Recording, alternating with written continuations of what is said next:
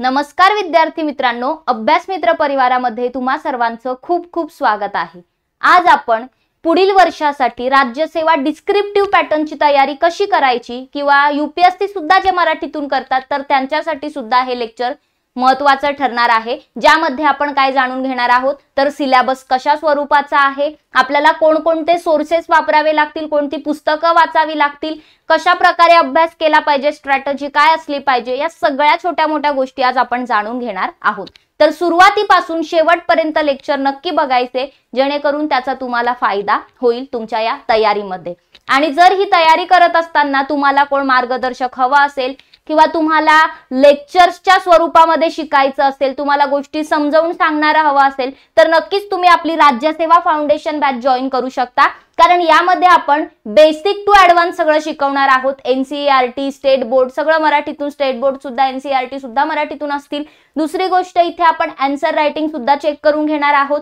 So ही जी batch आहे यामध्ये तुम्हाला डिटेलमध्ये सगळं शिकवलं सुद्धा जाईल। तर ही बॅच कधीच ऍडमिशन सुरू झालेले आहेत, पण सध्या तुम्ही जर यामध्ये एनरोल केलं तर हर्षाली नावाचा कोड अप्लाय करून तुम्ही डिस्काउंट या बॅच मध्ये मिळवू शकता।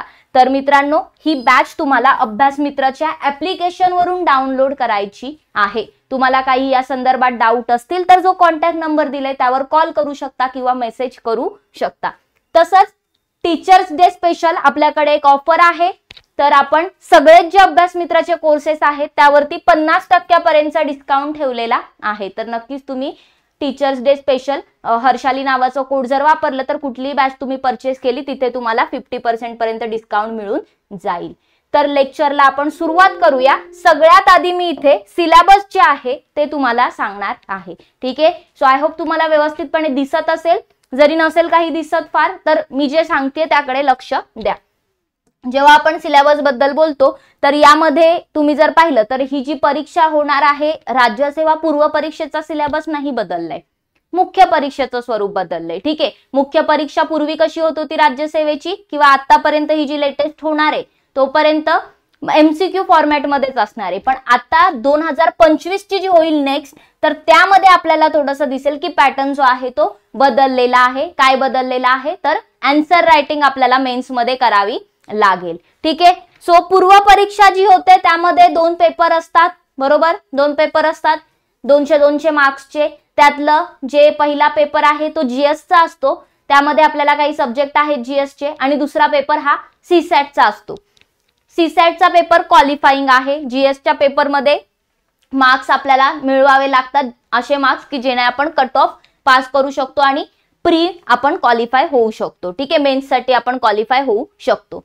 तर मराठी इंग्लिश दोन्ही फॉर्मॅट मध्ये प्रश्न असतात। एमसीक्यू फॉर्मॅट असतं प्रिलियम्सचं, 2-2 तासाचा पेपर असतो 200 मार्क्सचा। जीएस मध्ये 100 प्रश्न असतात आणि सीसॅट मध्ये 80 प्रश्न असतात, 2.5 मार्काला एक प्रश्न असतो। सो बेसिकली हे स्वरूप आहे। नेगेटिव्ह मार्किंग असते का तर हो असते, ठीक आहे। सध्या 1/4 नेगेटिव्ह मार्किंग आहे, यूपीएससी मध्ये 1/3 आहे, पण आपल्याला राज्यसेवेमध्ये सध्या तरी 1/4 नेगेटिव्ह मार्किंग आहे। म्हणजे प्रत्येक 4 चुकीच्या प्रश्नांमागे एक बरोबर प्रश्नाचं उत्तर जे आहे ते आपलं काय केलं जाईल, मायनस केलं जाईल। सो अशी ही नकारात्मक गुण पद्धती आहे। त्याचबरोबर सिलेबस काय आहे पूर्व परीक्षेचा तर पूर्व परीक्षेमध्ये जर तुम्ही इथे पाहिलं तर पूर्व परीक्षेमध्ये एकच मिनिट,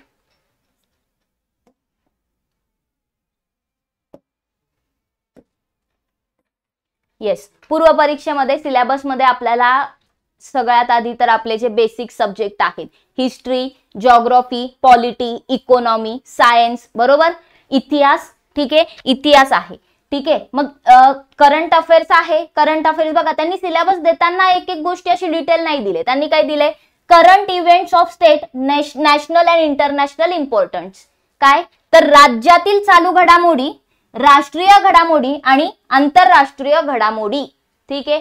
सो ह्या चालू घडामोडींचा अभ्यास आपल्याला इथे करावा लागेल, या 3 स्वरूपाच्या, राज्य स्तरावरच्या, देश पातळीवरच्या आणि आंतरराष्ट्रीय घडामोडी सुद्धा। सो बेसिकली सगळं करंट अफेअर्स करायचं आहे। सोर्सेस आपण बघणारच आहोत पुढे जाऊन। त्यानंतर दुसरा आहे हिस्ट्री ऑफ इंडिया, भारताचा इतिहास आणि इंडियन नॅशनल मूवमेंट, भारतीय राष्ट्रीय चळवळ with some weightage to Maharashtra, की काय महाराष्ट्राला थोडंफार वेटेज इथे असेल, म्हणजे महाराष्ट्राचा इतिहास सुद्धा करायचा आहे. सो देताना तर एवढंच दिलंय की भारताचा इतिहास आणि भारतीय राष्ट्रीय चळवळ आणि महाराष्ट्राचा पाठ पण करायचे, पण त्यात जेव्हा आपण हिस्ट्रीमध्ये जातो तेव्हा फक्त हिस्ट्री पुरतं मर्यादित नाही राहत ते, किंवा राष्ट्रीय चळवळी पुरतं नाही राहत. त्यामध्ये प्राचीन येतं, बरोबर, त्यामध्ये मध्ययुगीन येतं, त्यामध्ये आधुनिक भारत येतो. ठीक आहे. सो या सगळ्या गोष्टी आपल्याला कराव्या लागतात. त्यामध्ये महाराष्ट्राचा इतिहास येतो, त्यामध्ये समाज सुधारक येतात. सो हे सगळं डिटेलमध्ये जाऊन करावं लागतं. त्यांनी इथे एलॅबोरेट जरी केलं नसलं तरी आपल्याला हे सगळं करायचं आहे, कारण प्रीला हा सिलेबस आहे. त्यानंतर Maharashtra, India and world geography, भूगोल. भूगोलामध्ये महाराष्ट्राचा भूगोल, भारताचा भूगोल, जगाचा भूगोल.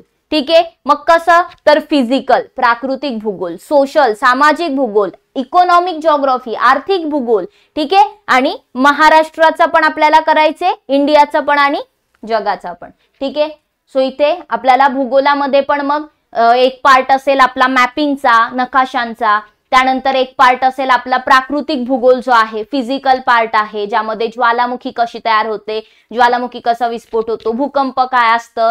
ठीक आहे. पर्वत कशी निर्माण होतात, वेगवेगळे सिद्धांत, भूखंड अपवन सिद्धांत वगैरे, पृथ्वीचा अंतरंग. सो हे सगळं आपण तिथे अभ्यासतो. त्यानंतर आपल्याला सामाजिक भूगोल आणि आर्थिक भूगोलाचा पण अभ्यास करायचा आहे. ठीक आहे. मग सगळं ट्रेड वगैरे त्यामध्ये आलं, सेटलमेंट्स आणि वसाहती, लोकसंख्या वगैरे सगळं तिकडे अभ्यासणार. ठीक आहे. मग हे प्रत्येकाच्या बाबतीत तिन्ही, महाराष्ट्र, भारत आणि जगाच्या बाबतीत. ते झाल्यानंतर नेक्स्ट आहे इंडिया आणि महाराष्ट्र, पॉलिटी अँड गव्हर्नन्स. आता इथे पॉलिटी अँड गव्हर्नन्स मी त्यातल्या त्यात म्हणेल की पॉलिटीचा सिलेबस तरी जरा डिफाईन आहे, की आपल्याला कॉन्स्टिट्यूशनचा अभ्यास करायचा, आपल्याला राज्यघटनेचा अभ्यास करायचा, मग सगळं राज्यघटनेतलं. त्यानंतर आपल्याला पॉलिटिकल सिस्टम कशी आहे, तसंच पंचायती राज पण त्यांनी इथे मेन्शन केलंय स्पेशली, की पंचायती राजचा पण अभ्यास करावा लागेल. अर्बन गव्हर्नन्स, शहरी कसं आहे. ठीक आहे. त्यानंतर जर तुम्ही पाहिलं तर public policy, rights, issues. So राईट्सचे इश्यू काय आहेत, हक्कांविषयीचे मुद्दे, म्हणजे थोडक्यात काय तर हे आस्पेक्ट ज्यांनी दिलेले आहेत आपल्याला यांचा इथे अभ्यास करावा लागतो. सो पॉलिटीचं सोपं करणं पण, सोर्सेस पण त्यासाठी फार काही बघायची गरज नाहीये, सांगते मी तुम्हाला पुढे. त्यानंतर इकॉनॉमी. ठीक आहे. So economic and social development असा त्यांनी सिलेबसचा मुद्दा दिलाय, की आर्थिक आणि सामाजिक विकास. ठीक आहे. मग यामध्ये आपल्याला शाश्वत विकासाचा अभ्यास करावा लागतो, सस्टेनेबल डेव्हलपमेंट. यामध्ये आपल्याला पॉवर्टी, गरिबी, दारिद्र्य, बरोबर, तसंच इन्क्लुजन, सर्वसमावेशक विकास आपण जो म्हणतो सगळ्यांना सामावून घेणं. डेमोग्राफिक्स, लोकसंख्या तर आलीच, लोकसंख्याशास्त्र आलं. सोशल सेक्टर इनिशिएटिव्ह, मग वेगवेगळे इनिशिएटिव्ह एक्सेट्रा. जेव्हा एक्सेट्रा येतो तेव्हा समजून जायचं की यात बरंच काय काय आहे, पॉलिटीत पण एक्सेट्रा वापरलंय. ठीक आहे. सो इकॉनॉमीमध्ये पण आपण पूर्ण इंडियन इकॉनॉमीचा अभ्यास करतो. आपण जीडीपी, जीएनपी सगळं बघतो, आपण टॅक्स बघतो, आपण त्यामध्ये जाऊन जे काही अनएम्प्लॉयमेंट, बेरोजगारी आहे, बँका, सगळ्याच गोष्टी अभ्यासतो. त्यानंतर general issues on environmental ecology, पर्यावरण सिलेबसमध्ये दिलेला आहे. त्यामध्ये मग परिसंस्था, बायोडायव्हर्सिटी, जैवविविधता, त्यानंतर क्लायमेट चेंज अशा फॅक्टर्सचा आपल्याला अभ्यास करायचे. That do not require subject specialization, की खूप नाही पण तुम्हाला या कन्सेप्ट छोट्या छोट्या माहिती असल्या पाहिजे, बेसिक आयडिया असली पाहिजे, असं त्यांचं म्हणणं आहे. आणि जनरल सायन्स. ठीक आहे. मग सायन्स मध्ये तर सगळेच मार्क खातात. इथे तुमचं फिजिक्स येतं, इथे केमिस्ट्री येते, इथे बायोलॉजी येतं, इथे बायोटेक्नॉलॉजी येते. ठीक आहे. सो छोट्या छोट्या गोष्टी, पण अगेन इथे कमी पडतो आपण. आणि प्री मध्ये जो काही पास होणारा क्राऊड आहे तर त्यांचं सायन्स चांगलं असतं. सायन्स आणि करंट अफेअर्स इथे जे स्कोर करतात ते मेन्सला असतातच. ठीक आहे. सो हा आपल्याला पॉइंट जो आहे तो व्यवस्थित करावा लागतो. ठीक आहे. मग आपण सोर्सेस बघूयाच. ठीक आहे. सोर्सेस बघूयाच. तोपर्यंत पहिला बाकीचा मेन्सचा सुद्धा सिलेबस आपण एकदा बघून घेऊ. सो मेन्सच्या बाबतीमध्ये जर तुम्ही पाहिलं तर आता हा तर प्रीचा सिलेबस होता GS 1चा ना. GS पेपर 2 मध्ये जेव्हा आपण CSAT म्हणतो त्यामध्ये अंकगणित येतं आणि त्यामध्ये बुद्धिमत्ता सुद्धा येते. त्यामध्ये रिझनिंग असतं आणि आपलं मॅथमॅटिकल गोष्टी पण असतात. ठीक आहे. सो क्वांटिटेटिव्ह पण असतं. मग कॉम्प्रिहेन्शन असतं. ठीक आहे. कॉम्प्रिहेन्शन असतं म्हणजे तुम्हाला पॅसेज दिले जातात आणि त्या पॅसेजवरून काही प्रश्नांची उत्तरं दिलेली असतात, ती काढायची असतात. त्यानंतर interpersonal skills including communication skills. ठीक आहे. सो थोडक्यात अगेन तेच एक तुम्हाला म्हणजे पॅसेज वरून किंवा एखाद्या प्रश्नावरून तुम्हाला काय त्याचं हे आहे ते उत्तर काढायचं असतं. ठीक आहे. त्यानंतर लॉजिकल रिझनिंग आणि अनालिटिकल ॲबिलिटी, अगेन ते निष्कर्ष वगैरे विधानं त्यांच्यासारखे प्रश्न आले, लॉजिकल रिझनिंग. ठीक आहे. त्यानंतर decision making and problem solving. ठीक आहे. डिसिजन मेकिंग आणि problem solving. So decision making मध्ये जर राज्यसेवेत पाहिलं तर राज्यसेवेत तेवढा बेनिफिट असतो की 12.5 मार्क्सला डिसिजन मेकिंग 5 प्रश्न असतात. नेगेटिव्ह मार्किंग सुद्धा नसते सीसॅट मध्ये त्याला राज्यसेवेत. युपीएससीत तसं नाहीये. राज्यसेवेत डिसिजन मेकिंग तुम्हाला मार्क्स मिळतात, काउंट होतात. ठीक आहे. चुकलं त्याला काय चुकायचा ऑप्शनच नसतो की एकतर तुम्हाला तिथे मार्क्स मिळतील 0 किंवा 1.5 2. ठीक आहे. किंवा 2.5 किंवा 1 असे मार्क्स मिळतील. ठीक आहे. 5 प्रश्न असतात ते. सो तो एक स्कोरिंग साठी किंवा क्वालिफाय व्हायला सीसॅटला तो हेल्प करतो. काय सांगता येत नाही, पुढच्या वेळी ते कॅन्सल पण केलं जाऊ शकतं. जनरल मेंटल ॲबिलिटी असते, बेसिक न्यूमरेसी, बेसिक मॅथ्स असतं जे आपण 10वी पर्यंत सोडवलेलं असतं. ठीक आहे. क्लास 10 लेवलचं आहे बघा. त्यानंतर मराठी आणि इंग्लिश लँग्वेजचं कॉम्प्रिहेन्शन स्किल असतात. अगेन कॉम्प्रिहेन्शन जे येतं तेच तर त्यामध्ये थोडंसं 12वी 10वी 12वीच्या लेवलचं असतं. ठीक आहे. सो 11वीच्या लेवलचे काही charts, graph, table, data sufficiency वगैरेचे प्रश्न येतात. बघू आपण ते जेव्हा सीसॅटला बघू तेव्हा. आणि सीसॅटचं जास्त लोड घ्यायची गरज नाही कारण क्वालिफाईंग आहे. 66 मार्क्स पडले की तुम्ही सेफ आहात. ठीक आहे. पण गरजेचं आहे. ठीक आहे. 66 मार्क्स पडले पाहिजे. का? कारण की पेपर जेव्हा प्रिलियम्सचे चेक होतात तेव्हा पहिल्यांदा सीसॅटचा पेपर चेक होतो. तुमचा जर का सीसॅट मध्ये 66 मार्क असले तरच तुमचा GS1 चा पेपर प्रिलियमचा चेक होणार. जर तुम्ही 66 पेक्षा खाली असाल तर तुमचा GS चा पेपर चेकच होत नाही. भले GS मध्ये तुम्ही टॉप करू द्या, आउट ऑफ मिळू द्या, पण सीसॅट मध्ये जर क्वालिफाय नाही झालात तर GS चेकच होत नाही. ठीक आहे. सो सीसॅट मध्ये 66 मार्क्स आणणं सगळ्यात गरजेचं आहे. आणि ते येतात जर बेसिक प्लॅन ठेवून तुम्ही अभ्यास केला तर येतात. एवढं काही कठीण नाहीये. राज्यसेवेचं तर सीसॅट अजिबातच कठीण नाहीये. ठीक आहे. सो हे तुम्ही एक लक्षात ठेवू शकता प्रिलियम विषयी. बाकी प्रिलियम्स जी आहे ती तुम्ही आधीचे पेपर्स बघून पण अंदाज घेऊ शकता की कशा स्वरूपाचे प्रश्न असतात काय. ठीक आहे. तर ते एक तिथे तुम्हाला आयडिया प्रिलियम्सची येऊन जाईल. आता येऊया आपण प्रिलियम्स पास झाल्यानंतर काय. नंतर असते मुख्य परीक्षा, मेन्स एक्झामिनेशन. मेन्स मध्ये काय होतं, जेव्हा तुम्ही मेन्सला जाता तर बरेचसे पेपर आपल्याला द्यावे लागतात. प्रिलियमचे एकाच दिवसात 2 पेपर असतात. एक पेपर सकाळी होतो 10 ते 12 पर्यंत आणि दुसरा पेपर पुन्हा 3 ते 5 पर्यंत असतो. ठीक आहे. राज्यसेवेची मेन्स जी असते त्यामध्ये सगळ्या विषयांचे किंवा इव्हन कुठली मेन्स असेल तर डिस्क्रिप्टिव्ह आहे म्हटल्यानंतर तुम्हाला पेपर्स द्यावे लागतात सब्जेक्ट वाईज. ठीक आहे. सो रिटन एक्झामिनेशन जी आहे याचं टोटल जर का आपण मार्क्स पाहिले तर एकूण 1750 मार्क्ससाठी काय असते, ही रिटन एक्झामिनेशन असते, लेखी परीक्षा असते. 9 पेपर असतात यामध्ये. 9 पेपर असतात. ठीक आहे. कोणकोणते 9 असतात ते बघूया आपण. ठीक आहे. 9 पेपर असतात आणि मग राज्यसेवेची मुख्य वगैरे झाल्यानंतर तुम्ही जर मुख्य पण पास झालात तर तुम्ही इंटरव्ह्यूला क्वालिफाय होता आणि मग इंटरव्ह्यूचे मार्क्स असतात 275. ठीक आहे. किती? 275. सो मग यांची टोटल होते. सो 2025 मार्क मधून मग कट ऑफ लागते. जेव्हा तुमचा फायनल रिझल्ट लागतो तेव्हा प्रीचे मार्क्स नाही काउंट करत, तेव्हा फक्त मेन्स आणि इंटरव्ह्यूचे मार्क्स काउंट करतात आणि मग फायनल रिझल्ट लागतो. ठीक आहे. सो 275 मार्क्सचा इकडे इंटरव्ह्यू असणार आहे नेक्स्ट इयर पासून. ठीक आहे. आता कमी होता, नेक्स्ट इयर पासून 275 मार्क्सचा इंटरव्ह्यू असेल. मग हे स्वरूप आहे राज्यसेवेच्या परीक्षेचं मार्क्सचं. ठीक आहे. हे मार्क्स आपण पाहिले.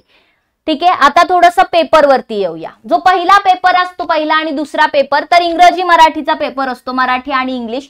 अगेन मराठी आणि इंग्लिशचा पेपर हा क्वालिफाईंग स्वरूपाचा असेल. याचे मार्क्स जर पाहिले तर 300 मार्कला हे पेपर आहेत. किती मार्क पडलेत हे तुमच्या टोटल मार्क्स मध्ये ते मोजणार नाहीये. हे तुमच्या टोटल मार्क्स मध्ये काउंट नाही करणार आहेत रिझल्ट लागल्यावरती. पण ह्याच्यात जर का तुम्ही पास झाले नाहीत, ह्याच्यात जर का पास झाले नाहीत, 10वीच्या लेवलचं असतं, तर तुमचे पुढचे जीएसचे पेपर जे आहेत ते चेक होणार नाही. जसं की तिकडे सीसॅट मध्ये जर पास झाले नाही तर चेक होणार नव्हतं, तसं मेन्स मध्ये मराठी इंग्रजी मध्ये जर पास झाले नाही, मिनिमम क्वालिफाईंग मार्क्स काढले नाही, तर इकडे सुद्धा 25% मार्क्स लागतात. ठीक आहे, 25% मार्क्स पाहिजे. जर ते नाही आले तर मग काय होणार नाही, 75 पेक्षा जास्त मार्क्स नसतील तर तुमचे जीएसचे पेपर चेक होणार नाही. ठीक आहे, सो बेसिकली मराठी इंग्रजीचा पेपर असतो, क्वालिफाईंग असतो. हा जर तुम्ही पास झालात तर तुमचे जीएसचे पेपर चेक होतात. मग आता जीएसच्या पेपरवरती येऊया. ठीक आहे, सो जीएसचे पेपर जे आहेत हे महत्वाचे आहेत, कारण हे मेरिटमध्ये काउंट केले जातात पेपर. ठीक आहे, हे मेरिटमध्ये काउंट केले जातात, कंपल्सरी पेपर आहेत. दुसरी गोष्ट, यामध्ये थोडंसं तुम्हाला ग्रॅज्युएशन लेवलचे प्रश्न दिसतील. ठीक आहे, थोडंसं डिग्री लेवलचे प्रश्न दिसतात. डिस्क्रिप्टिव्ह आहे हा पेपर. ऑब्विसली मराठी इंग्रजीच्या बाबतीत जर तुम्ही पाहिलं तर थोडंसं म्हणजे फॉर्मॅट जो आहे तो आपल्याला इथे पण डिस्क्रिप्टिव्ह असतो, पण काही गोष्टी ग्रामर वगैरे असतात, त्यामुळे असं नाही की सगळंच लिहावं लागतं. नाही, काही गोष्टी तुम्हाला ग्रामॅटिकल असतात तिथे. ठीक आहे, पण इकडे जर तुम्ही पाहिलं तर कसं आहे, हे पूर्ण डिस्क्रिप्टिव्ह आहे. इथे काही एमसीक्यू ला स्कोप नाहीये. ठीक आहे, सो हे जे पेपर आहेत जे मेरिटमध्ये काउंट होणार आहेत, 3 पासून पेपर 9 पर्यंत. मग प्रत्येक पेपर हा 250 मार्काचा असतो. प्रत्येक पेपर किती मार्क्सचा असतो? 250 मार्क्सचा असतो. ठीक आहे, मग सगळ्यात पहिला जो पेपर होतो तो कशाचा असतो? पहिला पेपर असतो एसेचा, निबंधाचा पेपर असतो, ज्यामध्ये 2 एसे तुम्हाला लिहावे लागतात आणि दोन्ही एसे 125 मार्क्सचे असतात. 4 ऑप्शन असतात, 4 पैकी 1 लिहायचा, परत दुसऱ्या सेक्शन मध्ये 4 मधून 1 लिहायचा. असे 2 निबंध लिहावे लागतात. शाळेत 2-3 पानांचा निबंध लिहायचो, इकडे खूप मोठा लिहावा लागतो. सो तेवढी प्रिपरेशन, तेवढी तयारी, तेवढा डेटा आणि तेवढी इन्फॉर्मेशन असली पाहिजे. अगेन सेम होतं, तुम्ही करत जाल तर गोष्टी जमा होत जातात. ठीक आहे, सो एसे राहतं. ठीक आहे, 3 तासाचे पेपर असतील प्रत्येक. हे मेन्सचा प्रत्येक पेपर मराठी इंग्रजी सुद्धा 3-3 तासाचा असतो. ठीक आहे, त्यानंतर एसे झाल्यानंतर नेक्स्ट पेपर असतो GS1 चा. ठीक आहे, GS1 GS2. सो GS1 चा जो पेपर आहे बघा, आता इथे तुम्हाला थोडीशी तुमची मेंटॅलिटी हे करावी लागते की तुम्हाला सकाळच्या म्हणजे याच्यामध्ये GS1 चा पेपर दिलाय, लगेच संध्याकाळी तुम्हाला GS2 चा पेपर द्यायचा असतो. म्हणजे एवढे मोठमोठे पेपर तुम्हाला एकाच दिवसात 2-2 द्यावे लागतात मेन्सला.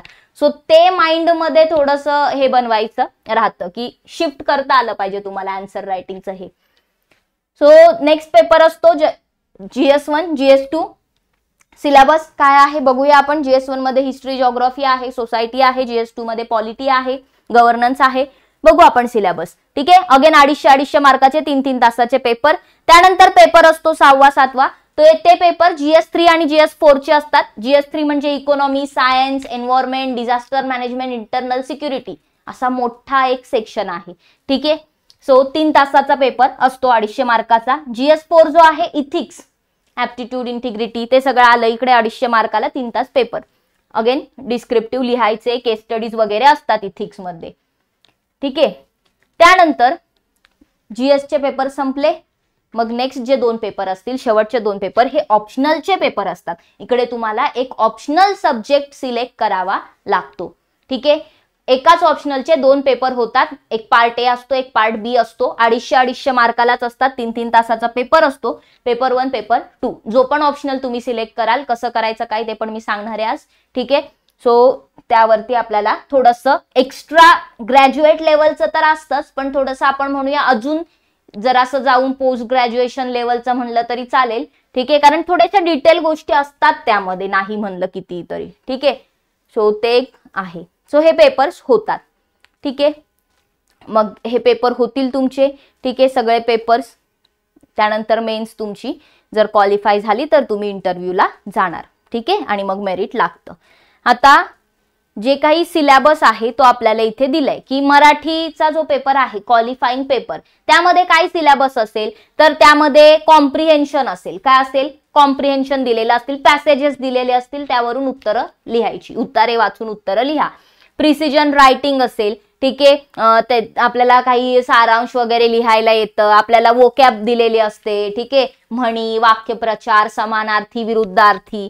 शॉर्ट एसेज लिहायला येतात, लघुनिबंध लिहायला येतात, ट्रान्सलेशन करायला येतं. इंग्लिश टू मराठी ट्रान्सलेट करा, मराठी टू इंग्लिश ट्रान्सलेट करा. हा सिलेबस असतो मराठीच्या पेपरचा, सेम सिलेबस इंग्रजीच्या पेपरचा सुद्धा असतो, सेम की कॉम्प्रिहेन्शन असेल, प्रिसिजन रायटिंग असेल, शॉर्ट एसेज असतील आणि वोकॅब असेल, ठीक आहे, अगेन ट्रान्सलेशन वगैरे येईल, ठीक आहे, सेम. सो हे तर मराठी इंग्रजी बाबतीत झालं. नेक्स्ट एसे मध्ये मी तुम्हाला म्हटलं की टोटल 8 टॉपिक असतात. एक सेक्शन जो असतो 125 मार्क्सचा, त्यामध्ये 4 पैकी 1 लिहायचा असतो. नेक्स्ट सेक्शन मध्ये 4 पैकी 1 लिहायचा असतो. फिलॉसॉफिकल एसे असतात, त्यानंतर असे वेगवेगळे, जर तुम्ही पाहिलं मध्ये फिलॉसॉफिकल पॅटर्न खूप चालला होता, खूप फिलॉसॉफिकल एसे येत होते, ठीक आहे. बाकी काही मग डेटावाले पण असतात, ठीक आहे. त्यानंतर एसेचा पेपर झाला, मग सुरू होतं खरं जीएसचा सेक्शन. सो GS1 जो आहे जो चौथा पेपर असतो, 250 मार्काचा असतो, जनरल स्टडीज 1चा पेपर. यामध्ये तुम्ही जर पाहिलं तर या 250 मार्कांमध्ये काय काय येतं, तर यामध्ये Indian heritage and culture, art and culture, कला व संस्कृती, ठीक आहे. त्यानंतर हिस्ट्री, इतिहास, नुसतं हिस्ट्री म्हटल्या, मग काय त्यात अजून येईल, ठीक आहे. जिओग्राफी, भूगोल, कशाचा, वर्ल्ड अँड सोसायटी, ठीक आहे, जिओग्राफी ऑफ द वर्ल्ड, ठीक आहे, वर्ल्ड, जगाचा भूगोल. मग यामध्ये भारताचा नाही येणार का, डेफिनेटली येईल, ठीक आहे. अँड सोसायटी, समाज, with the some weightage to Maharashtra, म्हणजे या सगळ्यांच्या बाबतीत महाराष्ट्राला वेटेज असेल. सो महाराष्ट्र स्पेसिफिक पण अभ्यास करावा लागेल.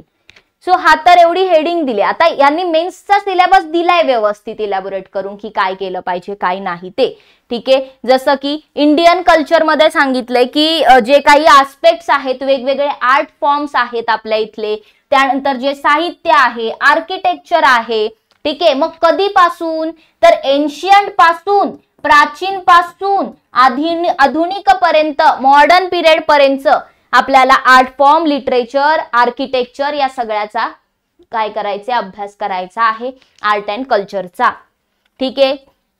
त्यानंतर Bhakti movement and its philosophy with special reference to Sant in movement in Maharashtra, जे संतांच्या चळवळी झाल्या होत्या स्पेशली महाराष्ट्रातल्या, त्यांना वेटेज असेल इथे. आणि भक्ती चळवळ जी आहे त्याची फिलॉसॉफी वगैरे काय होती, तर त्याचा आपल्याला अभ्यास करावा लागेल. यावरती क्वेश्चन्स येतात, ठीक आहे, आन्सर रायटिंग करायची असते. Modern Indian history from about the middle of 18th century until the present, significant events, personalities, issues. Personalities, व्यक्तिमत्व, ठीक आहे. मग यामध्ये सगळी व्यक्तिमत्वे आली, ठीक आहे. मिडल 18th सेंचुरीज पासूनची सगळी व्यक्तिमत्व यामध्ये येणार, ठीक आहे. आणि मग यामध्ये मॉडर्न इंडियन हिस्ट्री म्हटल्यानंतर मिडल 18th सेंचुरी पासून आपल्याला अभ्यासायचा आहे. मग तुम्ही 1750 पासून जो सुरुवात करा, म्हणजे इंग्रजांचं भारतात आगमनाच्या पासून आपल्याला अभ्यासायचं आहे, युरोपियनच्या भारतात आगमनापासून ते मग स्वातंत्र्योत्तर भारतापर्यंत आपल्याला अभ्यासायचं आहे. फ्रीडम स्ट्रगल अभ्यासायचं आहे, ठीक आहे, कसं स्वातंत्र्य चळवळ झाली होती. त्यानंतर post independence, consolidation and reorganisation within country. बघा, स्वातंत्र्योत्तर भारताचा पण अभ्यास इथे आपल्याला करायचा आहे, ठीक आहे. स्वातंत्र्योत्तर भारताचा सुद्धा अभ्यास इथे आपल्याला करावा लागेल. त्यानंतर हिस्ट्री ऑफ द वर्ल्ड, जगाचा सुद्धा इतिहास आहे. वर्ल्ड वॉर, बरोबर, जागतिक युद्ध झाली होती, जे महायुद्ध झालं होतं, ठीक आहे. त्यानंतर आपल्याला जे काही क्रांती आहे, रशियन क्रांती, फ्रेंच क्रांती, त्या राज्यक्रांती ज्या झाल्या होत्या, रशियन रिव्हॉल्युशन, फ्रेंच रिव्हॉल्युशन, ठीक आहे. हे सगळं वेगवेगळ्या फिलॉसॉफीज, ज्या पॉलिटिकल फिलॉसॉफीज आहेत, ठीक आहे, सगळं आपल्याला, मार्क्सवाद काय होता, साम्यवाद काय होता, ठीक आहे, म्हणजे सगळं मार्क्सिझम, कम्युनिलिझम, त्यानंतर ते लेनिन बिनिन सगळं अभ्यासायचे, ठीक आहे. कारण की यावर प्रश्न येतात, कॅपिटलिझम, सोशलिझम, भांडवलशाही, समाजवाद वगैरे सगळं, ठीक आहे. बघा, हिस्ट्रीमध्ये एवढा सगळा पोर्शन येतो, ठीक आहे. एवढं इथपर्यंत काय आहे, हे सगळं हिस्ट्रीचा सिलेबस दिलेला आहे. त्यानंतर येते सोसायटी, ठीक आहे. सोसायटी, मग सोसायटी म्हटल्यानंतर काय, तर सोसायटीमध्ये आपल्याला काय काय अभ्यासायला लागतं, तर सोसायटीमध्ये आपल्याला इंडियन सोसायटीची, भारतीय समाजाची वैशिष्ट्ये अभ्यासावी लागतात. काय काय वैशिष्ट्ये आहेत आणि डायव्हर्सिटी इंडियामध्ये जी आहे ती अभ्यासावी लागते, ठीक आहे. मग कशी पॅट्रिआर्कल आहे, काय आहे, सगळ्या गोष्टी आल्या यामध्ये. महिलांचा रोल काय आहे, ठीक आहे, आणि कोणकोणत्या महिलांच्या विषयकच्या संस्था आहेत, त्याचबरोबर लोकसंख्या आणि त्याच्याशी असोसिएटेड असलेले काय इश्यू आहेत, प्रॉब्लेम्स आहेत, गरिबी, डेव्हलपमेंटल इश्यूज काय आहेत, अर्बनायझेशन, त्यांचे प्रॉब्लेम्स, त्यावरचे उपाय, या सगळ्यांचा आपल्याला अभ्यास इथे करावा लागतो सोसायटीमध्ये, ठीक आहे. त्यानंतर रोल ऑफ वुमेन झालं. त्यानंतर इफेक्ट्स ऑफ ग्लोबलायझेशन, जागतिकीकरण झाल्यानंतर भारतीय समाजावरती काही परिणाम झाला, हा पण मुद्दा अभ्यासावा लागतो. सोशल एम्पॉवरमेंट, कम्युनलिझम, रिजनलिझम, सेक्युलरिझम, बरोबर, धर्मनिरपेक्षता, ठीक आहे, धर्मनिरपेक्षवाद वगैरे सगळं आपल्याला इकडे, रिजनलिझम, प्रादेशिक काय आहेत गोष्टी, त्यानंतर कम्युनलिझम, ह्या सगळ्या गोष्टींचा अभ्यास करावा लागतो. सोशल एम्पॉवरमेंट बघावी लागते. सॅलियंट, आता इथपर्यंत काय हा जो सिलेबस आहे तो आपल्याला सोसायटी बद्दल सांगतो. सो सोशियोलॉजीचा अभ्यास करत असताना काही गोष्टी ज्या आहेत त्या इतर ठिकाणी किंवा कधी वाचून पेपरमधून छान प्रकारे आपल्याला मिळतात मुद्दे, ठीक आहे, लिहायला. यासाठी काही पुस्तकं आहेत 1-2, ते मी तुम्हाला सजेस्ट करेल. नेक्स्ट आहे world's physical geography, salient features of the world's physical geography. जेव्हा यांनी वर्ल्ड्स फिजिकल ज्योग्राफी म्हटले तेव्हा इथे त्या सगळ्या गोष्टी आल्या की जगामध्ये पर्वत आहेत, महासागर आहेत, भूकंप होतात, ज्वालामुखी येतात, भूरूप आहे, सगळा अभ्यासतो आपण इथे, ठीक आहे. इवन यामध्ये वर्ल्ड मॅप सुद्धा, आपल्याला जगाचा नकाशा सुद्धा अभ्यासावा लागतो. त्याचबरोबर डिस्ट्रीब्युशन ऑफ की natural resources across the world including south Asia and Indian subcontinent factors responsible for the location of primary, secondary and tertiary sector industries in various parts of the world including India, ठीक आहे. So आपल्याला इथे बऱ्यापैकी सगळ्या रिसोर्सेसचा अभ्यास करायचा आहे. Primary, secondary, tertiary sector जे आहेत, इंडस्ट्रीज ज्या आहेत, त्यांचा अभ्यास करावा लागतो. कसं त्याचं डिस्ट्रीब्युशन आहे जगभरामध्ये ते बघावं लागतं. इम्पॉर्टंट जिओफिजिकल फिनॉमिना, काय काय, भूकंप, त्सुनामी, ज्वालामुखी, सायक्लोन, यांसारख्या गोष्टी, क्लायमेटचा अभ्यास करावा लागतो. जिओग्राफिकल फीचर्स काय आहेत आणि त्यांचं लोकेशन काय आहे, ठीक आहे, एखाद्या गोष्टीचं. त्याचबरोबर काय, जसं की वॉटर बॉडीज असतील, आईस कॅप्स असतील, तर त्यांच्यामध्ये काही चेंजेस वगैरे, म्हणजे करंट इव्हेंट्सला पण मॅच करावं लागतं. फ्लोरा आणि फौना, ठीक आहे. सो आपल्याला त्या गोष्टी पण अभ्यासाव्या लागतात. मग आपण यामध्ये कुठे कोणते पर्वत आढळतात, मग त्याच्यासाठी क्लायमेट काय आहे, पाऊस कसा आहे, त्या सगळ्या गोष्टींना रिलेट करतो, ठीक आहे. सो हा इथे सिलेबस आपल्याला थोडासा कशाचा दिलेला आहे, तर जिओग्राफीचा दिलेला आहे. अगेन असं नाहीये की यामध्ये महाराष्ट्र येणार नाहीये, यामध्ये सुद्धा महाराष्ट्राचा पोर्शन आपल्याला असणार आहे, ठीक आहे. सो जिओग्राफी सुद्धा पाहिलं. त्यानंतर पेपर 2 वरती येऊया, GS2 वरती येऊया. GS2 बद्दल जेव्हा आपण बोलतो तर त्यामध्ये पॉलिटी मेजरली आपण कन्सिडर करतो, पण फक्त पॉलिटी नाहीये, ठीक आहे. सो पॉलिटी म्हणतो, कॉन्स्टिट्यूशन आहे, राज्यघटना आहे, सोशल जस्टिस आहे, सामाजिक न्याय, international relations with some weightage to Maharashtra, international relations IR, ठीक आहे, आंतरराष्ट्रीय आपल्याला नातेसंबंध, रिलेशन्स, ठीक आहे, जे म्हणाल ते मराठीत ट्रान्सलेट करा, पण आपल्याला महाराष्ट्राला वेटेज देऊन बघावं लागतं, ठीक आहे.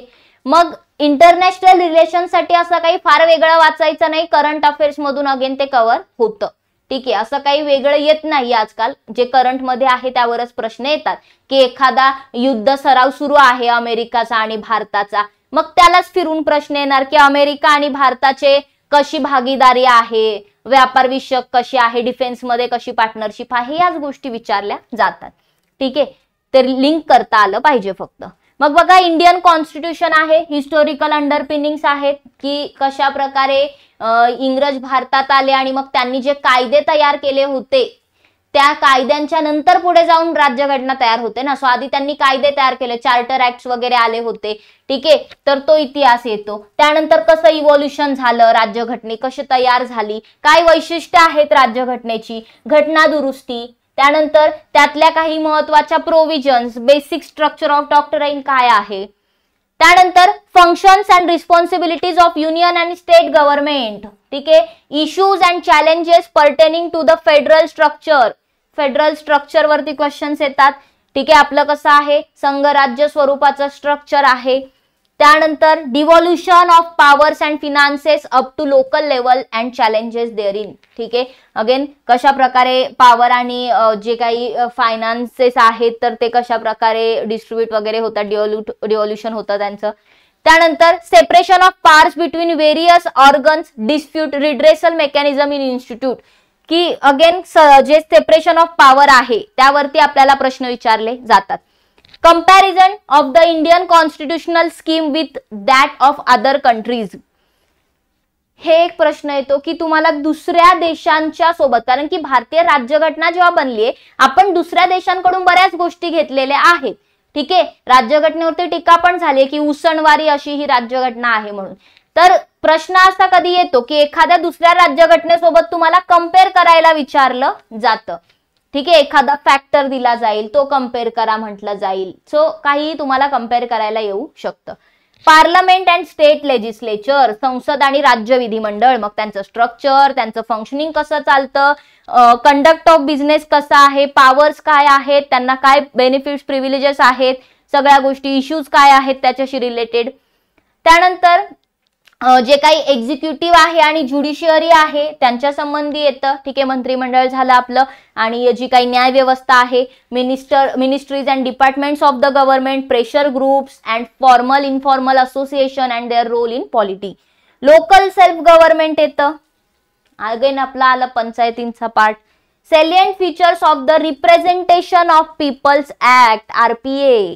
आरपीए वरती प्रश्न येतो. ठीक आहे, त्यानंतर appointments to various constitutional post, powers, functions and responsibilities of various constitutional bodies. वेगवेगळ्या ज्या घटनात्मक संस्था आहेत त्यांच्या संबंधी. ठीक आहे, की एससी साठीची संस्था आहे, एसटी साठीची संस्था आहे, लोकसेवा आयोग आहे, वेगवेगळ्या ज्या आपल्याकडे संस्था आहेत घटनेमध्ये दिलेल्या त्यांच्या संबंधी विचारलं जातं. त्यानंतर क्वाझाय ज्युडिशियल बॉडीज पण येतात, अर्धन्यायिक संस्थांविषयी प्रश्न येतात. गव्हर्नमेंट पॉलिसीज ज्या आहेत त्या डेव्हलपमेंटशी रिलेटेड काही असतील, काही गोष्टी ज्या आहेत त्यांच्यावर क्वेश्चन येतात. Development processes and development industries, the role of NGOs. ठीक आहे, त्यानंतर एसएचजीज. ठीक आहे, स्मॉल जे आपले एनजीओज वगैरे आहेत. ठीक आहे, त्यानंतर जे हाऊसिंग ग्रुप्स वगैरे आहेत वेरियस, तर त्या संबंधी आपल्याला प्रश्न येतात. Donors, charities, institutional and other stake holders. ठीक आहे, त्यानंतर welfare schemes of vulnerable sections schemes आल्या. ठीक आहे, त्यानंतर लॉज, वेगवेगळे गोष्टी असतील, इन्स्टिट्यूशन असतील, बॉडीज असतील त्यांच्या संबंधी प्रश्न. Issues relating to the development and management of social sector services relating to health, education and human resources. बघा, पॉलिटी म्हटल्यानंतर आपण फक्त राज्यघटनेला नजरेसमोर ठेवतो, पण तेवढंच नाहीये, सगळं त्यात येते. Issues relating to poverty and hunger, important aspect of governance, transparency and accountability, e governance, applications, model, successes, limitations, potential, citizen charter. ठीक आहे, त्यानंतर ट्रान्सपरन्सी अँड अकाउंटेबिलिटी म्हणजे हे गव्हर्नन्सचा पार्ट आला सगळा. ठीक आहे, हा गव्हर्नन्सचा पार्ट आला. Role of civil services in democracy. ठीक आहे, आता हा त्यांनी सिव्हिल सर्व्हिसेसचा रोल इथे डेमोक्रेसीमध्ये, लोकशाहीमध्ये कसा आहे. इंडिया अँड नेबरहुड रिलेशन, आयआरचा पार्ट आला की भारतीय आणि भारतीयांचे शेजारील देश त्यांच्याशी कसे संबंध आहेत. Bilateral, regional and global groupings and agreements involving India and or affecting India's interest. म्हणजे इथे जर थोडं पाहिलं तुम्ही तर जे जे एशियान आहे किंवा बिमस्टेक आहे, सार्क आहे, सो या वेगवेगळ्या गोष्टी ज्या आहेत तर यांच्या संबंधी आपल्याला अभ्यास करावा लागतो. या ग्रुपिंग संबंधी क्वाड वगैरे आलं. Effect of policies and politics of developed and developing countries of India interest, Indian डायस्पोराचा अभ्यास करावा लागतो. भारतीय डायस्पोरा जो बाहेर देशात असणाऱ्या भारतीय डायस्पोरा आहे. ठीक आहे, इम्पॉर्टंट इंटरनॅशनल इन्स्टिट्यूशन्स, ज्या काही महत्वाच्या आपल्या जे काही WHO आहे, त्यानंतर जे इंटरनॅशनल जस्टिस कोर्ट आहे. ठीक आहे, सगळ्या या ज्या संस्था आहेत, युनेस्को, हे सगळं युनायटेड नेशन्स आपल्याला अभ्यासावं लागतं आणि त्यांचं स्ट्रक्चर वगैरे कसं आहे काय ते. ठीक आहे, सो हे एक पॉलिटीमध्ये आपल्याला अभ्यासावं लागतं. थोडंसं इंटरनॅशनल रिलेशन्सचा पार्ट येतो. नेक्स्ट आहे जनरल स्टडीज 3. यामध्ये जर पाहिलं तर तसे खूप सारे सब्जेक्ट यात येतात. काय काय येतं यामध्ये बघा, यामध्ये टेक्नॉलॉजी येते, तंत्रज्ञान येतं, यामध्ये इकॉनॉमिक डेव्हलपमेंट येते, इकॉनॉमी आलं, बायोडायव्हर्सिटी, एन्व्हायरमेंट आलं, ठीक आहे, security and disaster management, internal security आणि डिझास्टर मॅनेजमेंट कसं करायचं एखादं, with some weightage to Maharashtra, सगळीकडे वेटेज महाराष्ट्राला दिसेलच तुम्हाला, ठीक आहे. ऑब्वियस राज्यसेवेची परीक्षा देता म्हणून सिलेबस मध्ये त्यांनी फक्त एक चेंज केलाय युपीएससी पेक्षा, तो म्हणजे with some weightage to Maharashtra. कारण युपीएससी मध्ये फक्त महाराष्ट्राला वेटेज देऊन नाही चालणार, बाकीचे राज्य काय करतील, आम्हाला पण वेटेज द्या म्हणतील. सो तिकडे नाही असं काही, पण एमपीएससी द्यावं लागेल कारण एमपीएससी ची एक्झाम आहे स्पेसिफिक राज्यासंबंधी. सो ह्या सिलेबस मध्ये जर पाहिलं तर इंडियन इकॉनॉमी बद्दल आपल्याला प्रश्न विचारला जातो, इश्यूज विचारले जातात, त्याचे प्लॅनिंग बद्दल, ग्रोथ बद्दल, डेव्हलपमेंट बद्दल विचारलं जातं, इन्क्लुझिव्ह ग्रोथ आणि इश्यूज अरायझिंग फ्रॉम इट, सर्वसमावेशक विकासाबद्दल आपल्याला अभ्यासायचं असतं. त्यापेक्षा वेगळं जर पाहिलं तर सगळ्यात मेन बजेट व्यवस्थित माहिती असलं पाहिजे, जो काही इकॉनॉमिक सर्वे होतो तो माहिती असला पाहिजे, त्यातून आपल्याला पॉइंट्स मिळतात. ऍग्रीकल्चर सुद्धा यात इन्क्लूड होतं, major cropping patterns in various parts of the country, agriculture आली, कृषी आली, different types of irrigation and irrigation system, storage, सिंचन आलं, कशा कशा प्रकारे सिंचन करता, transport and marketing of agriculture produce, again transport आलं त्याचं. So issues related to constraints in technology in the aid of farmers, so कृषीचा पार्ट आला हा. Issues related to direct and indirect farm subsidies and minimum support prices, MSP, public distribution system, objective, जे public distribution system नीच आपल्याला जे ration मिळतं, बरोबर, त्याचे ऑब्जेक्टिव्ह काय, फंक्शनिंग काय, लिमिटेशन्स काय, कशा प्रकारे इश्यूज आहेत, buffer stock related, food security बद्दल, टेक्नॉलॉजी मिशन्स बद्दल, इकॉनॉमिक ऑफ ॲनिमल रिअरिंग. सो ह्या ज्या गोष्टी आहेत थोडेसे ॲग्री रिलेटेड केलेत, फूड प्रोसेसिंग आहे, ठीक आहे, त्याच्याशी रिलेटेड इश्यूज काय आहेत, सिग्निफिकन्स काय आहे, काय त्याचं स्कोप आहे, काय गरजेचं आहे करणं, supply chain management, land reforms in India, effect of liberalisation on the economy, changes in industrial policies and their effects on industrial growth. So इंडस्ट्रीजचा पार्ट जो आहे त्याच्याशी मग वेगवेगळे ऍस्पेक्ट, इन्फ्रास्ट्रक्चर बद्दल विचारलं जाईल, मग त्यामध्ये रेल्वेज आले, एअरपोर्ट्स आले, त्यानंतर आपले जे बंदरं आहेत, पोर्ट्स आहेत ते आले, रस्ते आले, ठीक आहे, एनर्जी सुद्धा आली, इन्व्हेस्टमेंट मॉडेल्स, सायन्स. आता हे थोडासा इकॉनॉमिक ऍग्रीवाला पार्ट झाला, इथे थोडस इकॉनॉमिक जो आपण पार्ट म्हणतो एक्झॅक्टली तो जो काही ह्युमन वाला पार्ट, पोर्ट्स रोड्स वाला तो आला, इन्व्हेस्टमेंट मॉडेल्स वगैरे झाले. त्यानंतर सायन्स टेक मध्ये जर पाहिलं तर डेव्हलपमेंट्स आहेत वेगवेगळ्या, ज्याचं ऍप्लिकेशन काय एव्हरीडे लाईफ मध्ये ते विचारलं जातं. बघा सायन्सचं ना एक चांगले की करंट मध्ये काय आहे तेवढा अभ्यास करायचा, सायन्स होऊन जातं, ठीक आहे. त्यापेक्षा वेगळं जर पाहिलं तर achievements of Indians in science and technology, ठीक आहे, सायन्स अँड टेक्नॉलॉजी मध्ये इंडियन्सने काय अचीव्ह केलंय, मग कोणती वॅक्सिन कधी चर्चेत असते किंवा एखादं मिशन असेल स्पेसचं ते सुद्धा इकडे आलं, ठीक आहे. सो या सगळ्या गोष्टी आहेत. टेक्नॉलॉजीमध्ये एखादी गोष्ट असेल तर ते आलं. त्या व्यतिरिक्त awareness in the fields of IT, space, बघा स्पेस आहे, computers, robotics, nano technology, biotechnology, issues related to intellectual property rights, हे सगळं इथे आलं. बायोटेक्नॉलॉजी वगैरे आली. सो जे काही सगळ्या गोष्टी होतात, जीएम क्रॉप्स वगैरे तुम्हाला यामध्ये येतात. नेक्स्ट आहे conservation, environmental pollution and degradation, environmental impact and assessment, ठीक आहे.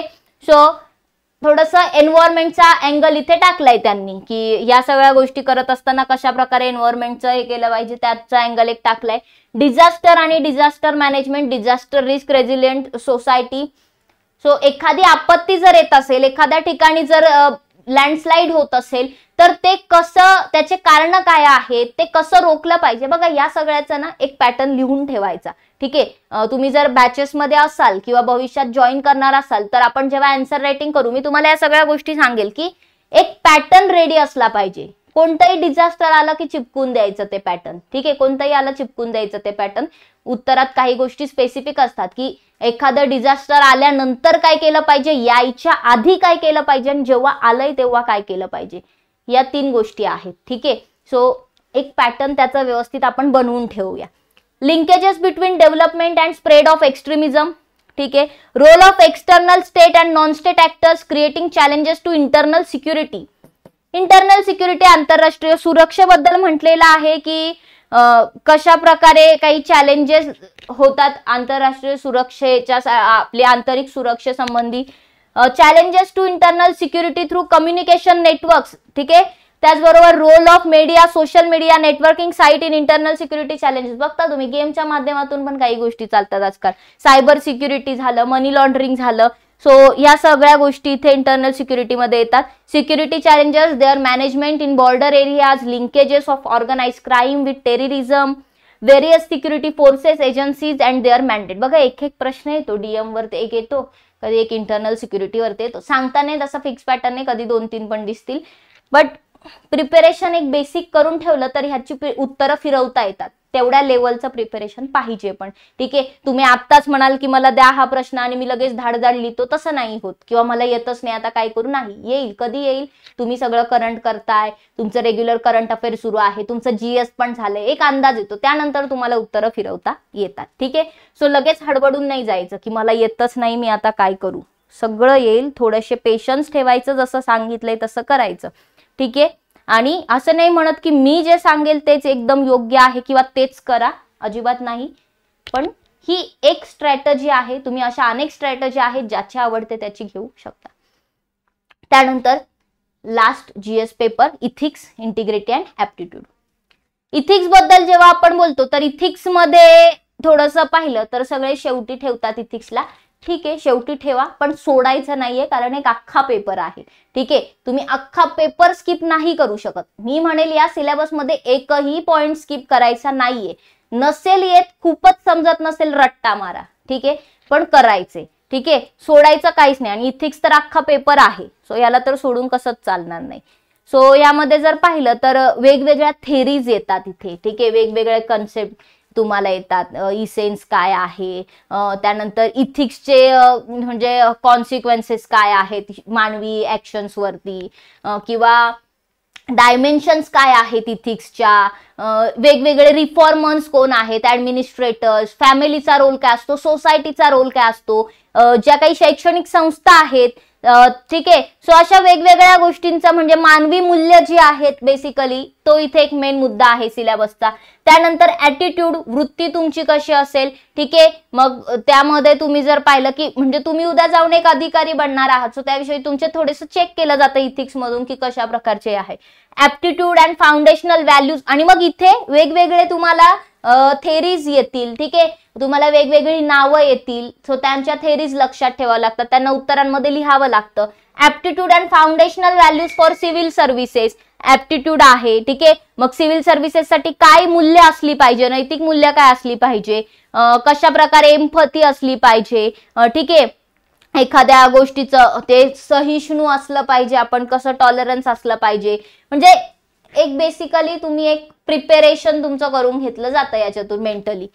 इमोशनल इंटेलिजन्सचा वापर कसा केला पाहिजे. कॉन्ट्रीब्युशन टू मोरल आता इथे थिंकर्स येतात. मॉरल थिंकर्स जे आहेत, फिलोसॉफर्स जे आहेत भारतातले जगभरातले, ते यामध्ये येतील. ठीक आहे. त्यांचा आपल्याला अभ्यास करावा लागेल. त्यांच्या थेरीज, त्यांची मूल्य काय होती ते सगळं आपल्याला बघावं लागेल. त्यांचा उत्तरांमध्ये वापर करावा लागेल. Public civil services, values of ethics in public administration. Public administration मध्ये कसा वापर करणार इथिक्सच्या मूल्यांचा. ठीक आहे. वेगवेगळे मग आपल्याला इथे पण लॉज, रूल्स, सगळं रेग्युलेशन वगैरे बघावंच लागतं. गव्हर्नन्सचा थोडाफार इथे येतोच अभ्यास. इथिकल इश्यूज येतात, कॉर्पोरेट गव्हर्नन्स वगैरे सगळं आलं. त्यानंतर प्रोबिटी इन गव्हर्नन्स कन्सेप्ट. आता बघा जसं ते पूजा खेडकरचा मॅटर झाला होता, तुम्ही अशा गोष्टी वापरू शकता आन्सर रायटिंग मध्ये. तुम्ही इथिक्स मध्ये त्याचा वापर करू शकता. ठीक आहे. So philosophical basis of governance and probity, information sharing and transparency of government, right to information, codes of ethics, codes of conduct, citizen charter. ठीक आहे. क्वालिटी ऑफ सर्व्हिस डिलिव्हरी, या सगळ्या गोष्टींचा आपल्याला अभ्यास करावा लागतो. आणि शेवटी last but not list, case studies. Directly तुम्हाला एक सिच्युएशन दिली जाते आणि यामध्ये तुम्ही काय कराल इलॅबोरेट करा. ठीक आहे. सो अशा केस स्टडीज दिल्या जातात या वेगवेगळ्या इश्यूज वरती. तर हा आहे आपला इथिक्सचा सिलेबस. ठीक आहे. मग हे आपले GS चे पेपर होते. शेवटी होतो ऑप्शनलचा पेपर. ऑप्शनल कोणता घ्यायचा, ठीक आहे, तर 2-3 गोष्टी आहेत, म्हणूया 3-4 फॅक्टर आहेत, ठीक आहे.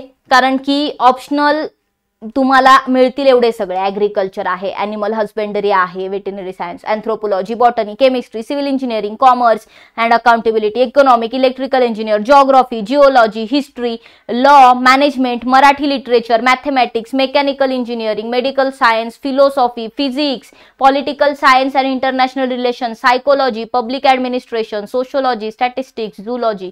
26 ऑप्शनल आहेत.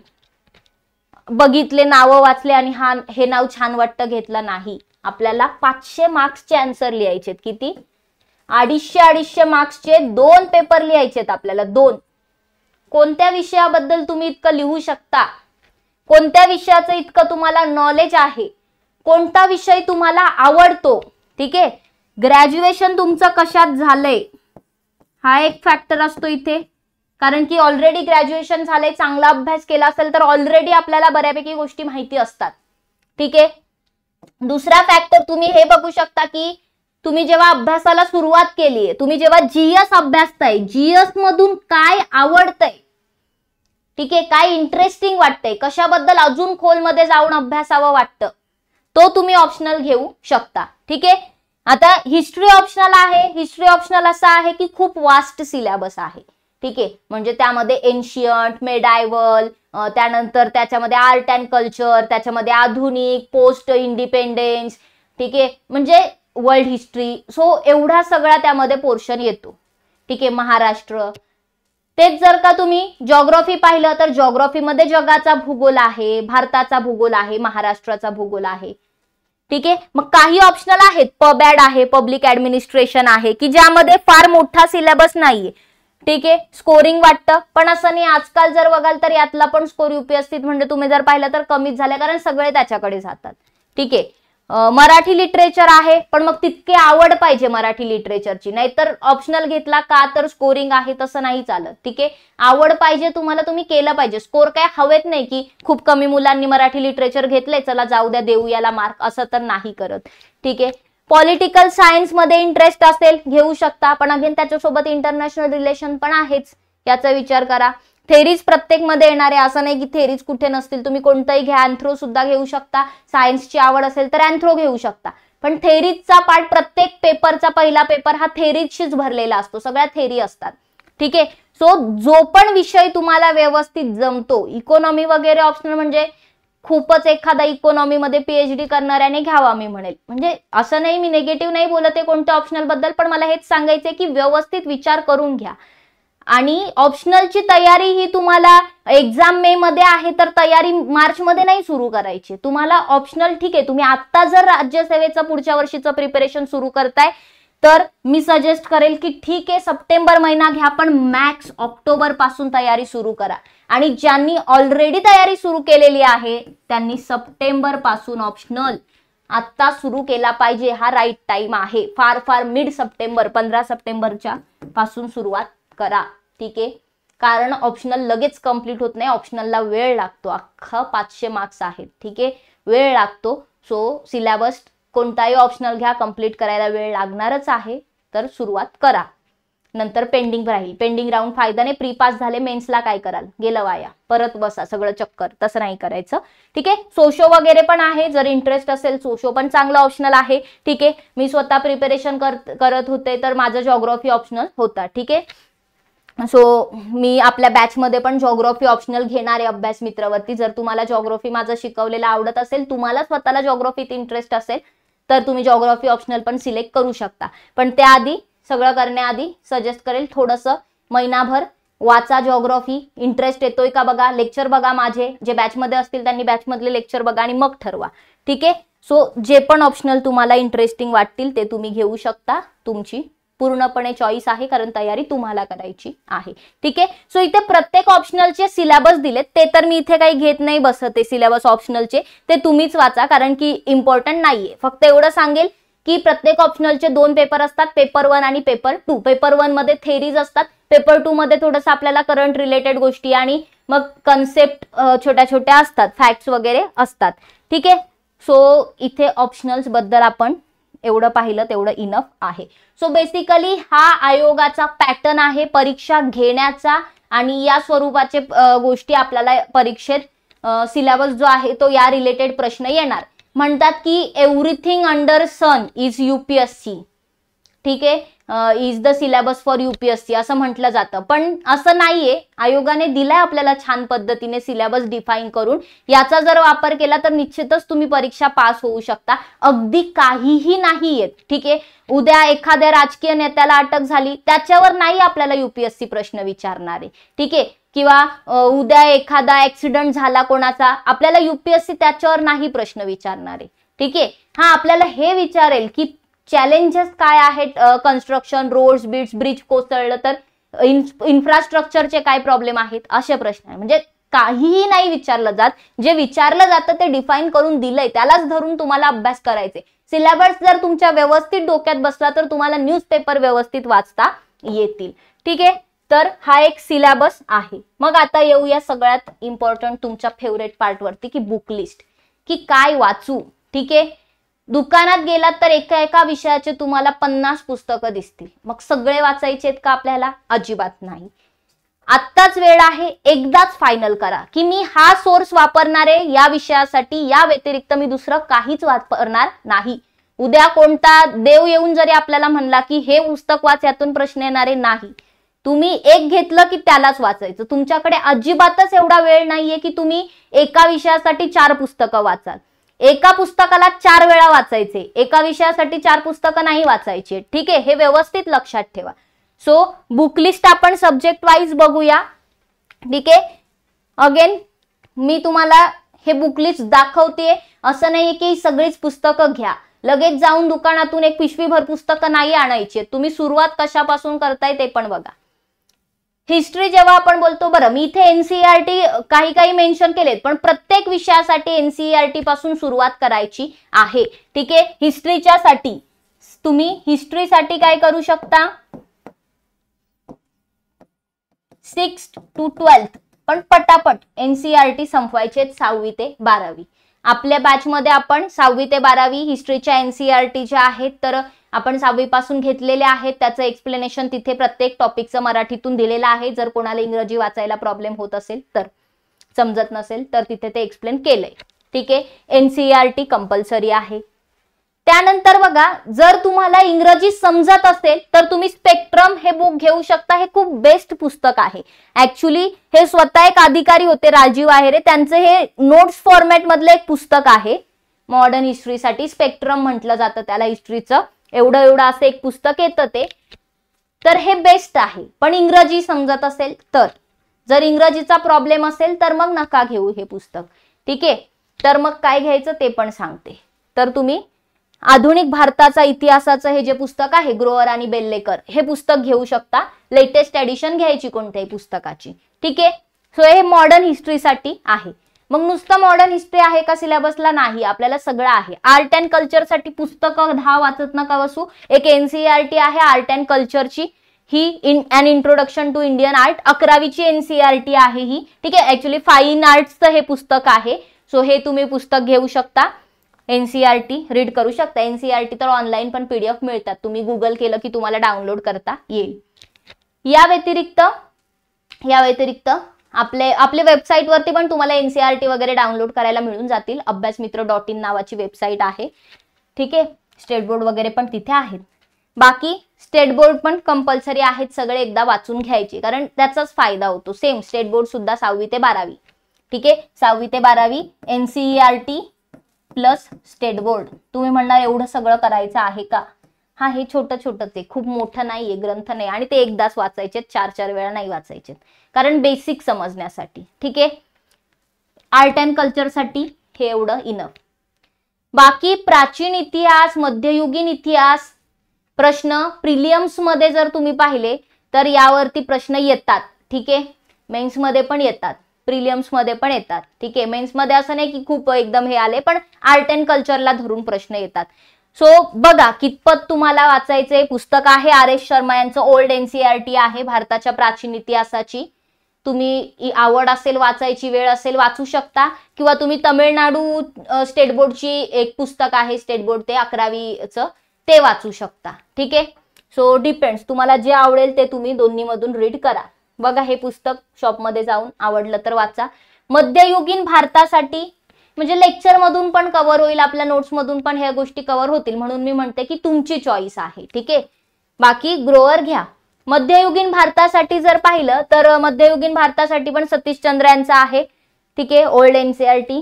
सो हे पण तुम्ही ट्राय करू शकता मध्ययुगीन मेडायवल साठी. पण वाचन तुमचं असं नसलं पाहिजे की आधुनिक भारताचा इतिहास एक नवीन मूल्यांकन, एवढं स्लो नाही वाचायचे, पटापट पटापट पण समजून घेऊन पण वाचायचे. ठीक आहे.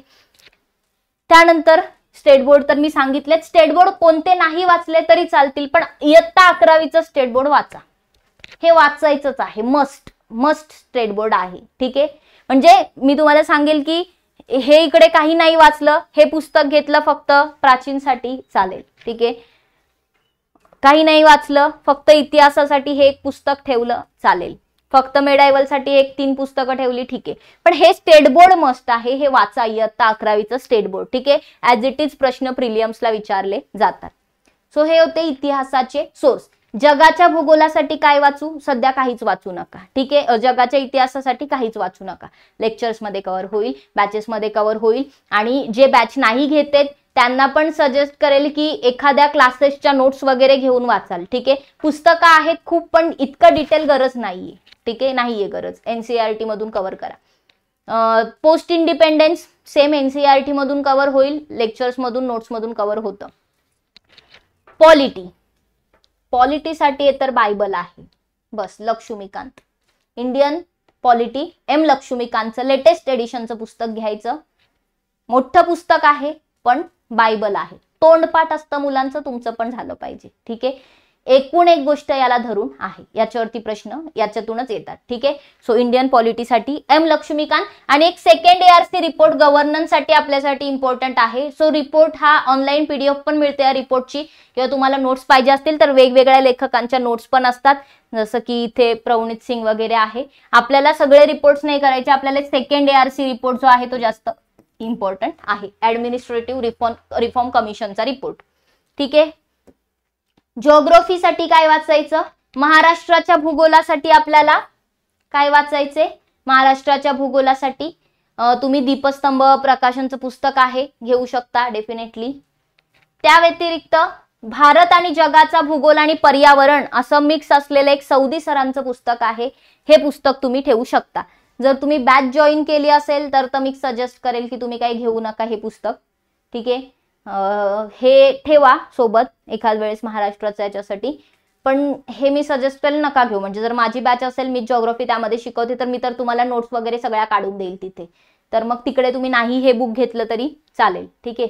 कारण तिकडे मी सगळं शिकवेल. पण जे बॅचवाले नाहीयेत ते हे पुस्तक रेफर करू शकता. ऑक्सफर्ड असू द्या, ॲटलास कोणताही ऑक्सफर्डचं किंवा ओरिएंट ब्लॅक स्वानचं, हे कॉम्पिटेटिव्ह एक्झामचं ॲटलास आहे. ॲटलास असू द्या, एक गोष्टी मार्क करायच्या, करंटमध्ये असलेले जे काही प्लेसेस आहेत त्याला मार्क करायचे. कशासाठी मार्क करायचे? पुस्तक कलर करायला का? नाही, परीक्षेच्या वेळी आधी रिवाइज करायला, त्याच्या आजूबाजूच्या गोष्टी ते कुठे आहे ह्या सगळ्या गोष्टींसाठी मार्क करायचं. एनसीईआरटी कोणती करा नका करू? 11वीची फिजिकल जिओग्राफीची ही एनसीईआरटी मस्ट आहे. जिओग्राफीची फंडामेंटल्स ऑफ फिजिकल जिओग्राफी. आणि भारताच्या भूगोलासाठी इंडियन जिओग्राफी. म्हणजे मी तुम्हाला म्हणेल की कोणतंही पुस्तक नका घेऊ, एक महाराष्ट्राच्या भूगोलाचं घ्या, ही एनसीईआरटी वाचा आणि ही इंडियन जिओग्राफीची एनसीईआरटी वाचा. बस एवढंच इनफ आहे जिओग्राफीसाठी. बाकी सगळं करून घेईल मी तुमच्याकडून. ठीक आहे. किंवा जरी तुम्ही नसाल लेक्चर बॅचेस मध्ये तरी पण तुम्ही हे एवढं करू शकता. पर्यावरणासाठी एक पुस्तक चांगलं आहे कन्सेप्ट समजण्यासाठी, बट अगेन हे पण मी लेक्चर मध्ये करून घेईल. पुस्तक जर तुम्हाला वाटत असेल तर तुम्ही घेऊ शकता. अतुल कोटलवार सरांचं आहे, इंद्रजित यादव, अतुल कोटलवार, लेटेस्ट एडिशन घ्या. ठीक आहे. चांगलं असं वाचायला पुस्तक चांगले, कलरफुल आहे, सो चांगलं वाटतं वाचायला वगैरे. ठीक आहे.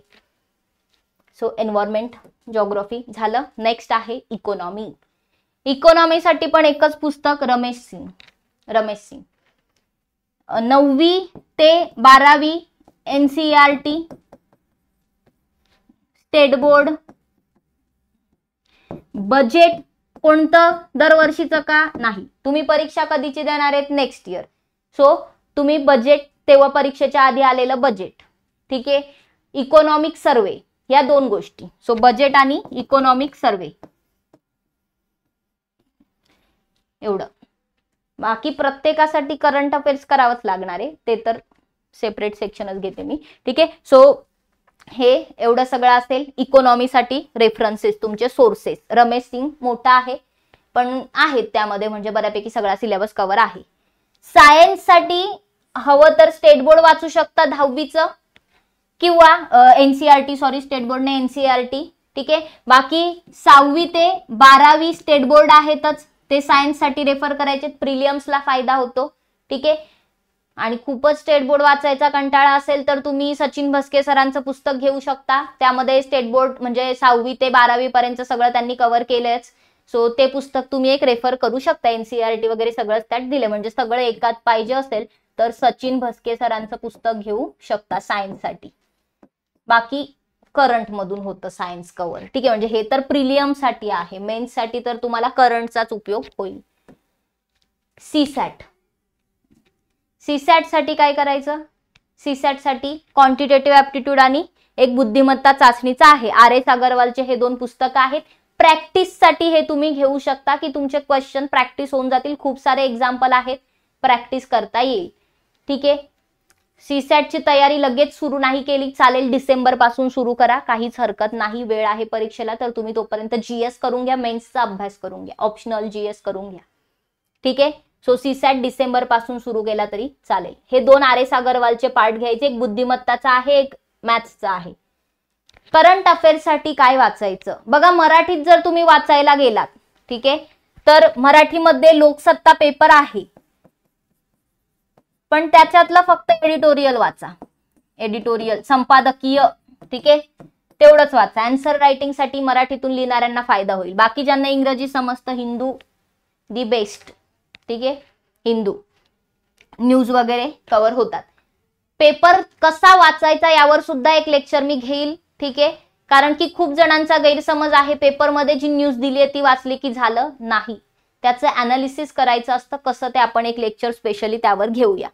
सो लोकसत्ता रेफर करू शकता पण फक्त एडिटोरियल साठी. बाकी करंट अफेअर्स जे आहे आपल्या लेक्चर्स मधून, युट्यूब वरती जे लेक्चर्स होत जातील त्यातून पण कव्हर होईल.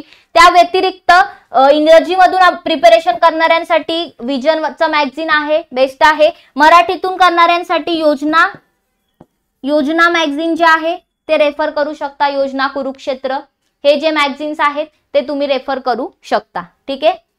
खूप सारे मॅगझिन्स आहेत, एक कोणतं तरी किंवा ॲटलिस्ट हे दोन करा करंटसाठी. योजना, कुरुक्षेत्र छोटे छोटे मॅगझिन्स असतात, फार मोठे नाहीये ते, मंथली येतात हे. ठीक आहे. मंथली येतात. सो दर महिन्याला तुम्हाला ते घ्यावं लागेल. डिझास्टर मॅनेजमेंट साठी अगेन असं काही स्पेशल वाचायची गरज नसते, नोट्स काही स्पेसिफिकली कव्हर होतात. जर तुम्हाला पुस्तक हवं असेल तर वेगवेगळ्या लेखकांचे पुस्तक आहेत, दुकानात जे आवडेल ते घ्या. मी असं स्पेशल कोणतं सजेस्ट करत नाही ना, कोणत्या पुस्तकवाल्यांनी मला प्रमोशन करायला सांगितलंय. सो मी अजिबात प्रमोशन पण नाही करत आहे, मी तुम्हाला सजेस्ट करते फक्त. ठीक आहे. हे एक मला दिसलं, सो ते तुम्ही घेऊ शकता. सेम अंतर्गत सुरक्षेसाठीचं एक IPS आहेत राकेश अकोलकर, त्यांचं पुस्तक आहे हे. तर हे पण UPSC MPSC करणाऱ्या सगळ्यांसाठीच बेस्ट आहे. सो सक्सेस अकॅडमीने पण याला हे केलंय, म्हणजे संपादक आहेत ते. तर हे एक पुस्तक आहे इंटरनल सिक्युरिटीचं, वाटलं तर घेऊ शकता. पण अगेन बघा, तुमची चॉईस. करंट मधून होतं, ठीक आहे, किंवा येतं एक वाचून अंदाज येतो, पण हवं असेल तर घेऊ शकता पुस्तक हे रेफरन्ससाठी. की सगळंच नाही वाचून काढायचं पेज टू पेज, अशा पुस्तकांचं. Disaster management, internal security page to page नाही वाचायचे, काही इम्पॉर्टंट गोष्टी वाचायच्या आहेत. इथिक्ससाठी अपर्णा दीक्षित मॅडमचं नीतिशास्त्राचं पुस्तक आहे, इथिक्सचं आहे, हे घेऊ शकता. यामध्ये मराठीतून पुस्तक आहे, म्हणजे कन्सेप्ट ह्या तुम्हाला व्यवस्थित समजतील त्यासाठी हे पुस्तक. बाकी इथिक्स पण स्वतः एक सेल्फ अनालिसिसने करण्याचाच विषय आहे, केस स्टडीज वगैरेने होतं, पण घेऊ शकता. थेरीज आणि ते सगळं इथे थोड्या तुम्हाला कव्हर होतील चांगल्या पद्धतीने. सो हे एक पुस्तक इथिक्ससाठी वापरू शकता, कारण इथिक्सचे सोर्सेस कमी आहेत मराठीतून, येतील पुढच्या वर्षीपर्यंत, पण सध्या तरी हे एक आहे. ठीक आहे. सो हे काही सोर्सेस आपण पाहिले. बाकी ऑप्शनल जे ऑप्शनल जे आहेत त्यांचे विषयांचे शिक्षक तुम्हाला सांगतीलच काय वाचायचं. मी माझं जिओग्राफी ऑप्शनलचं पण तुम्हाला सांगेल, स्पेशल त्यावर एक लेक्चर घेईल ओरिएंटेशन ऑप्शनलचं. बाकी सप्टेंबर महिना सुरू आहे. ठीक आहे. एक्झाम राज्यसेवेची यावर्षीची झालेली नाहीये, ती कधी होईल माहिती नाहीये. ठीक आहे. पण नेक्स्ट इयरची राज्यसेवेची एक्झाम जर मे मध्ये होणार असेल, ठीक आहे, तर आपल्याकडे वेळ कमी उरलाय. ठीक आहे. मे जून मध्ये होणार असेल तरी कमी उरलाय वेळ. सो वेळ कमी उरलाय तर या वेळेत आपल्याला खूप काही कव्हर करायचं आहे. जीएस स्टार्ट करा. जीएस मध्ये तुम्हाला जे आवडतं त्यापासून सुरुवात करा, म्हणजे इंटरेस्ट राहील अभ्यासात. डेली तुम्हाला, जर तुम्ही स्टुडंट असाल, तुम्ही फुल टाइम अभ्यास करणारे असाल, तुम्हाला 8 ते 10 तास अभ्यासाला द्यायचंच आहे. डेली रिव्हिजन झाली पाहिजे. तुम्ही जे काही डेली अभ्यासताय त्याची डेली रिव्हिजन तुमची झाली पाहिजे. ठीक आहे. तर या छोट्या छोट्या गोष्टी आहेत, पण या तुम्हाला कराव्या लागतील. ठीक आहे. सो डेली प्लॅनिंग वगैरे सगळे याच्यावरती पण एक आपण घेऊ स्पेशल. आता लेक्चर खूप लेंदी झालंय, मला नाही वाटत की मुलं एवढ्या शेवटपर्यंत जिद्दीने बघतील, सो ते वेस्टच जाईल. तर याचं एक सेपरेट मी लेक्चर घेऊन तुम्हाला व्यवस्थित गोष्टी एक्सप्लेन करेल. सो आय होप इथपर्यंत जेवढं काही सांगितलंय बुकलिस्ट आणि सिलेबस समजला असेल. नेक्स्ट लेक्चर मध्ये आपण प्लॅनिंग बद्दल थोडंसं बोलूया. ठीक आहे. व्यवस्थित प्रॉपर मी तुम्हाला एक इयरली प्लॅनिंग देईल, तर ते तुम्ही फॉलो करू शकता. किंवा तुम्हाला स्वतःचा प्लॅन बनवायचा असेल, डेफिनेटली स्वतःचा प्लॅन सुद्धा बनवू शकता. सो आज थांबूया इथेच. आपली फाउंडेशन बॅच जी आहे, जर तुम्ही इंटरेस्टेड असाल, तुम्हाला चांगलं प्रिपरेशन करून घ्यायचं असेल, तर तुम्ही निश्चितच ही बॅच जॉईन करू शकता अभ्यास मित्र ऍप्लिकेशन वरून. सो 50% डिस्काउंट सुद्धा तुम्हाला तिथे मिळून जाईल. जर तुम्ही आज उद्यामध्ये बॅच जॉईन केली तर हर्षाली नावाचा कुपन कोड वापरून तुम्ही डिस्काउंट मिळून ती बॅच परचेस करू शकता. So thank you very much. I hope हे लेक्चर तुम्हाला आवडलं असेल, समजलं असेल. आणि लवकरच आपण पुन्हा एकदा फाउंडेशन बॅच बद्दल एक नवीन लेक्चर घेऊया, ज्यामध्ये प्लॅनिंग वगैरे कशी असली पाहिजे, काय डेली प्लॅनिंग, स्टुडंटसाठी कसा प्लॅन असला पाहिजे, हाऊसवाईफ जे आहेत किंवा जे वर्कवाले आहेत त्यांच्यासाठी कसा प्लॅन असला पाहिजे, सगळ्या गोष्टींवरती आपण बोलूया. आणि आन्सर रायटिंग बद्दल सुद्धा बोलूया. ठीक आहे. सो आज इथेच थांबू. Thank you very much. I hope हे लेक्चर तुम्हाला आवडलं असेल. धन्यवाद. भेटूया आपण पुन्हा एकदा एका नवीन लेक्चरमध्ये.